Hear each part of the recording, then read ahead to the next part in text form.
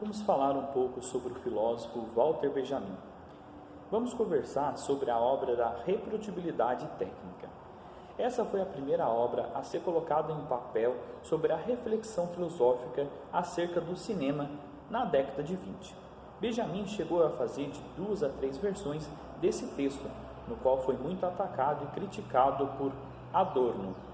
Adorno, como sabemos, tem uma visão muito negativa a respeito da indústria cultural. Segundo ele, a indústria cultural inibe-se necessariamente a intelectualidade, o senso crítico, diferentemente de Benjamin. Não vai ter a mesma posição que Adorno. Ele não vê com os maus olhos a indústria cultural, embora não tenha usado esse termo. Segundo Benjamin, uma das marcas que se encontram no meio de reprodução técnica é a possibilidade de repetição. O que acontece foi que, a partir da Revolução Industrial, a maneira de comunicar ganhou uma maior expressão, porque antes a maneira de comunicar era necessariamente através da oralidade ou pela escrita. Mas quando falamos de reprodutibilidade técnica, que significa a possibilidade de repetirmos qualquer informação, qualquer obra de arte. Podemos notar que antes desse instrumento de reprodução técnica, caso quiséssemos contemplar uma imagem ou uma obra de arte, por exemplo, de Mona Lisa, deveríamos ir até o local onde se encontra a verdadeira obra de arte. Hoje, os meios tecnológicos, não precisamos mais ir de fato ao local, é só pesquisar através da internet. Este feito, Benjamin não chegou a conhecer. No entanto, o que nos interpela é pensar que essa reprodutibilidade técnica, Benjamin diz que a obra de arte é um instrumento de reprodução técnica. Essa obra possui uma áurea que ela tem, ou seja, um caráter único.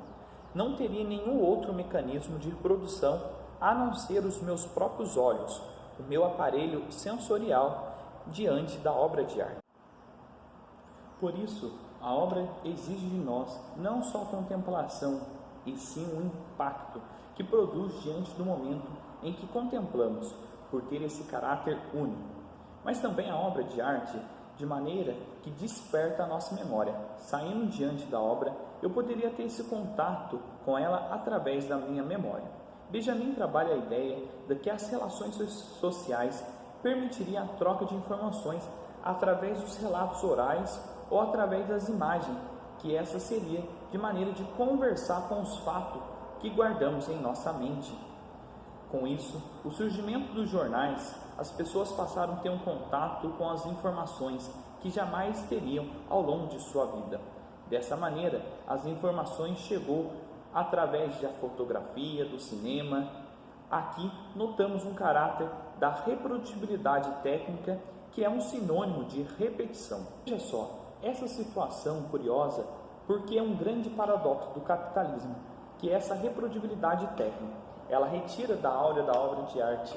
Em outras palavras, ela faz com que nós não tenhamos mais uma memória sobre a áurea, que se perde através da repetição.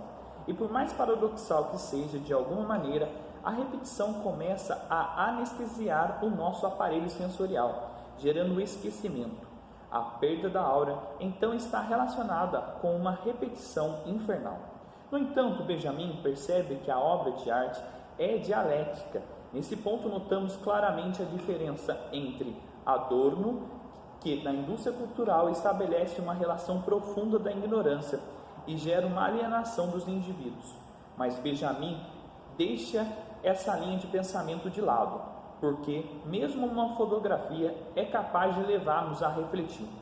Exemplo, uma fotografia de algum parente, de algum conhecido que não se encontra junto de nós, percebemos esse momento de nostalgia, de contemplação da imagem. Nesse caso, estamos falando de uma áurea, apesar da reprodução. Apesar desse modelo de repetição, podemos notar em algumas obras que traz um tipo de reflexão que pode ser feita, como no caso do filme Avatar, que é um filme totalmente dominado por efeitos especiais, mas traz esse grande efeito que encontramos uma mensagem da proteção do meio ambiente. Aqui conseguimos encontrar um conceito central para Benjamin, que é a obra de arte que pode ter diversos fins, fins conservadores ou até mesmo pode gerar um caráter único e crítico, um caráter de engajamento para uma profunda revolução e um engajamento reflexivo.